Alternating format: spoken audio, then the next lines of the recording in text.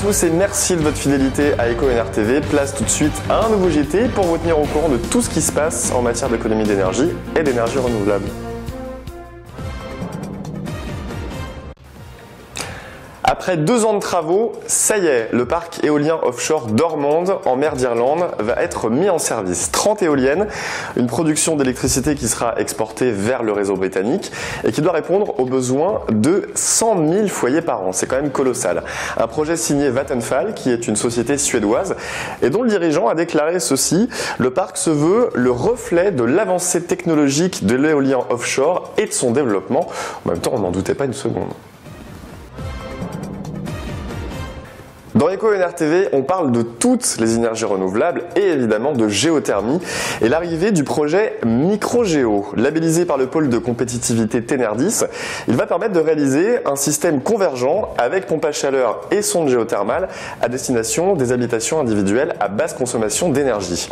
Eau chaude sanitaire, chauffage, rafraîchissement, les principaux usages thermiques de la maison vont être assurés du coup. Microgéo, un projet fidèle aux réglementations thermiques du Grenelle de l'environnement et qui devra permettre de positionner la géothermie sur le marché du bâtiment à énergie positive.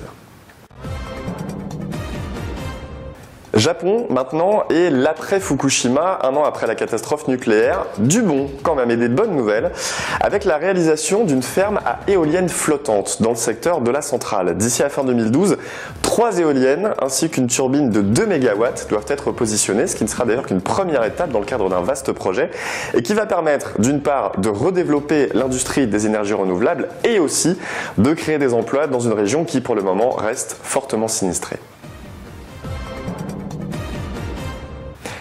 Objectif biomasse. Pas moins de 15 projets de production d'énergie biomasse viennent d'être retenus par le gouvernement.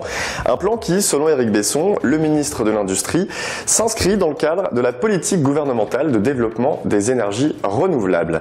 1,4 milliard d'euros d'investissement, une production énergétique de 421 MW, sans parler du nombre d'emplois créés.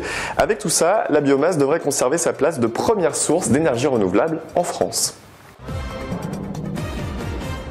L'île de Beauté accueille une grosse centrale photovoltaïque. 10 000 panneaux positionnés sur 5 hectares, le tout pour une puissance de 2 MW crête.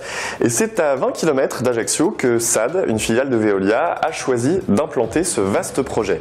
Une production annoncée de 2,86 GWh par an, de quoi alimenter pas moins de 1000 foyers corses en énergie renouvelable.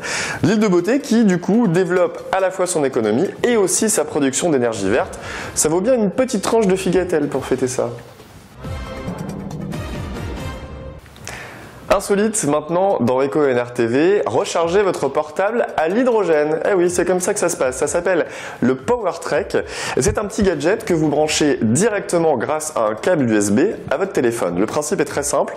Ensuite, vous versez une cuillère à café d'eau dans la boîte recyclable, ce qui va permettre à l'hydrogène de se transformer en électricité et du coup de commencer le rechargement de votre téléphone portable.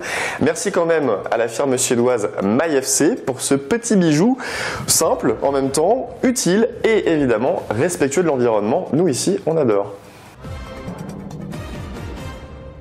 Une fois n'est pas coutume, dans EcoNR TV, parlons retraite. Oui, une retraite bien méritée pour le réacteur nucléaire le plus vieux du monde qui cesse son activité. Ça se passe en Angleterre.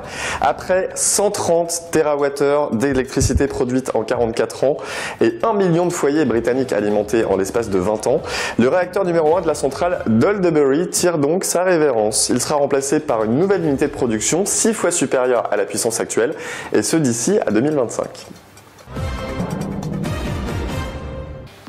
Vous êtes de plus en plus nombreux à nous suivre dans EcoNR TV, on vous en remercie, c'est la fin de ce JT, on se retrouve très vite pour de nouvelles news, à bientôt.